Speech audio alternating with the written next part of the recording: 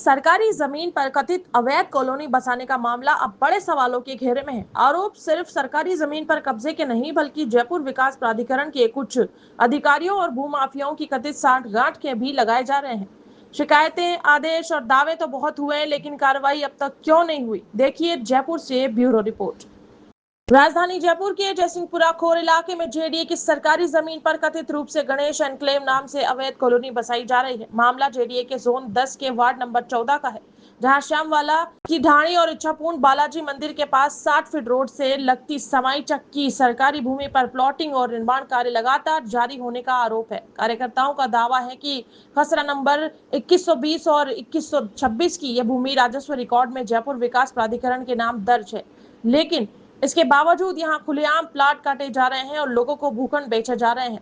स्थानीय लोगों का आरोप है कि पिछले कई महीनों से वे लगातार शिकायतें कर रहे हैं। मुख्यमंत्री हेल्पलाइन 181, नगर निगम, जयपुर विकास प्राधिकरण, जेडीसी और अन्य वरिष्ठ अधिकारियों तक लिखित शिकायतें पहुंचाई गई। रजिस्टर्ड डाक से दस्तावेज भेजे गए, व्यक्तिगत मुलाकातें भी हुई, लेकिन नतीजा शून्य रहा। शिकायतकर्ताओं का कहना है कि कुछ दिन पहले वे खुद जेडीसी से मिले थे। उसके मुताबिक जेडीसी ने मौके पर ही संबंधित अधिकारियों को फोन कर निर्माण कार्य तुरंत रुकवाने और रिपोर्ट पेश करने के निर्देश दिए थे, लेकिन आरोप है कि आज तक न तो कोई प्रभावी कार्रवाई हुई और न ही निर्माण कार्य रुका। अब सबसे बड़ा सवाल यह है कि अगर जेडीसी के आदेश दिए गए थे तो उनका पालन क्यों नहीं हुआ? क्या आदेश सिर्फ फाइलों तक सीमित रह गए या फिर जिम्मेदार अधिकारी कार्रवाई से बच रहे हैं? स्थानीय लोगों ने जेडीए जोन 10 के प्रवर्तन अधिकारी की कार्यप्रणाली पर भी सवाल उठाए हैं। उनका कहना है कि बार बार शिकायतों के बावजूद अगर सरकारी जमीन पर निर्माण नहीं रुक रहा तो इसकी जवाबदेही आखिरी किसकी है? सबसे चौंकाने वाला आरोप यह है कि जिस कॉलोनी में प्लॉट बेचे जा रहे हैं वहां कई प्लॉटों पर बड़े बड़े अक्षरों में कोर्ट स्टे लिख दिया गया है, लेकिन शिकायतकर्ताओं का दावा है कि जब उन्होंने जेडीए और संबंधित न्यायालय से इस कथित कोर्ट स्टे की जानकारी मांगी तो ऐसी किसी वैध रोक संबंधी जानकारी सामने नहीं आई। ऐसे में आरोप लगाया जा रहा है कि कोर्ट स्टे लिखकर प्रशासन और आम जनता को गुमराह किया जा रहा है ताकि लोग बिना जांच पड़ताल के प्लॉट खरीद लें।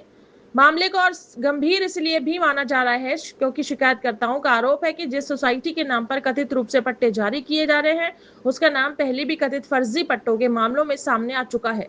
यदि ये आरोप सही है और उसी नाम पर सरकारी जमीन पर प्लॉटिंग की जा रही है तो ये पूरे मामले को और अधिक गंभीर बना देता है।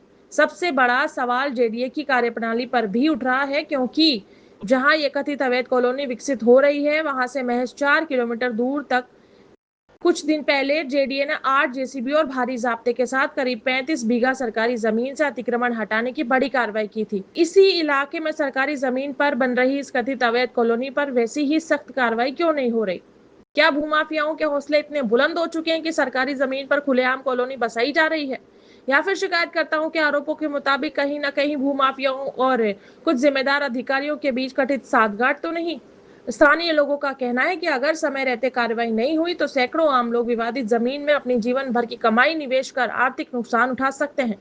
शिकायतकर्ता बताते हैं कि मुख्यमंत्री कार्यालय से लेकर उप मुख्यमंत्री दिया कुमारी तक इस पूरे मामले की लिखित शिकायत की जा चुकी है, लेकिन इसके बावजूद कथित अवैध निर्माण और प्लॉटिंग का काम लगातार तेज गति से जारी है।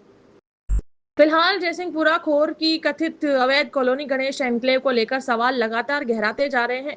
क्या जेडीए सरकारी जमीन को अतिक्रमण मुक्त कराएगा? क्या शिकायतों और जेडीसी के निर्देशों पर अमल होगा? क्या कथित फर्जी कोर्ट स्टे लिखकर लोगों को गुमराह करने वालों पर कार्रवाई होगी?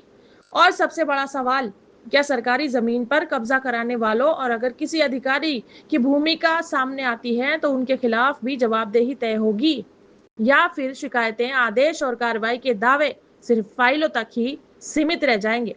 जयपुर से ब्यूरो रिपोर्ट।